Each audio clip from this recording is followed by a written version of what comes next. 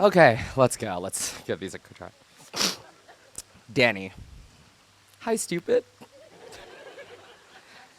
I will never forget the first time I saw you.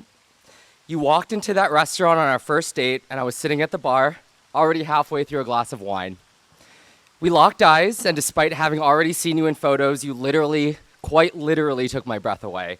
So much so that I immediately turned away and spent the next 60 to 90 seconds pretending that I hadn't seen you so that I could regain my composure and, like any good publicist, rethink my strategy. I remember thinking, this tall, gorgeous man with big, beautiful eyes would never fall for me. And I considered just booking it out of there and saving myself the humiliation. Well, smash cut to today, 4.5 years later. I never booked it, the humiliation never came, and now here we are getting married in front of 220 of our closest family and friends. I think about that man you met all those years ago in that restaurant, that one who pretended not to see you. That man you met on our first date could have never imagined this moment. In fact, after his brutal years of maneuvering being gay in Los Angeles, he was all but ready to give up. He felt broken, cynical, angry, depressed, rejected, frustrated, ugly, confused, and alone. His self-confidence was at an all-time low. But then he met you.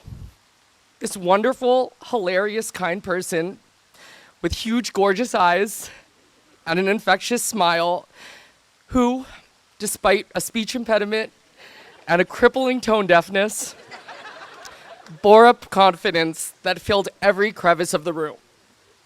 And looking back on it, Danny, you actually saved me that night. I may not have realized it then, and you certainly didn't, but you saved me that night.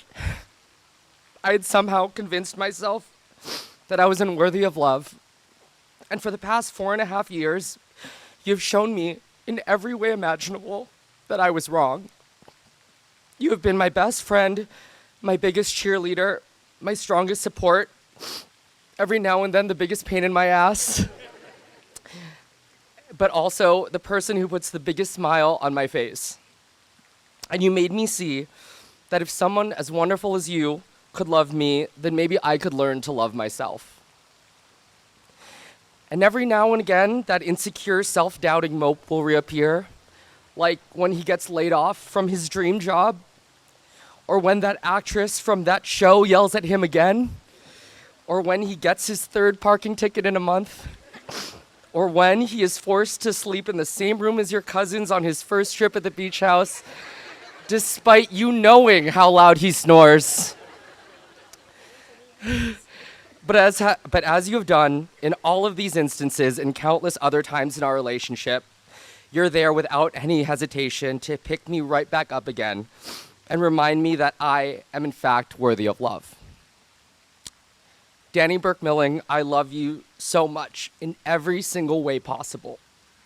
From the moment on our first date you told me with that signature confidence and no hint of irony that Titanic was your favorite movie, I knew I loved you.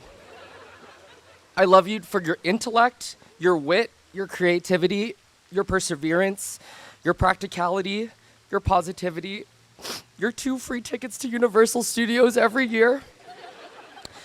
I love you for more reasons than I could possibly name today. But if I had to choose my favorite reason, it would have to be your kindness. I've been so lucky to have a front row seat these past few years to how you go about this often unfair and unforgiving world. And it has been clear to me that you lead with kindness in each and every aspect of your life, toward everyone you see, everyone you meet, everyone who is blessed enough to be in your life. And it's not just a Midwestern kindness. I mean, it is that, but it's also so much more. It's the kind of kindness that gets you to walk a mile for your morning coffee just so you can support a local queer small business. It's the kind of kindness that keeps you on the phone or on Zoom for hours on a Sunday evening just so you can keep in touch with your friends and family.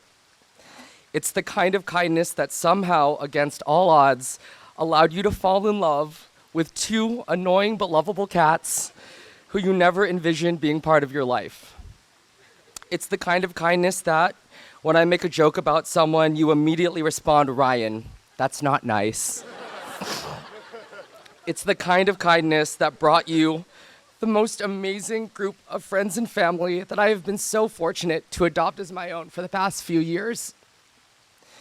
It's the kind of kindness that took a broken man who had given up on himself and made him feel loved, all while teaching him to love himself in the process. I think everyone here today can attest to this kindness you possess. I know it's the thing so many of them, and I know it's the thing that so many of them love most about you too. And that's a good segue, I think, to letting you know about the promises I'm vowing to make to you as we embark on this next stage of our relationship. First and foremost, I vow to emulate your kindness, that kindness you lead with as you move throughout this world. I vow to bring that kindness to our relationship and to remember to be more patient and supportive. I vow to love you more every day, especially on the days where it may be the most difficult. I vow to throw away my string cheese wrappers, put the cap back on the toothpaste, unpack my luggage the day we get home from a trip, and allow you to skip the occasional Disneyland trip without me yelling at you. I guess that's not really a problem so much anymore. And I vow to try to do better when I forget to do any of these things.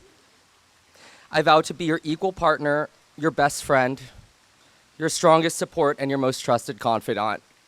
And I vow to live the rest of our lives together with no regrets. In fact, if I only have one regret in our relationship, it would be this. I regret pretending like I didn't see you in that restaurant 4.5 years ago, so you could have entered my life 60 to 90 seconds sooner. I love you so much.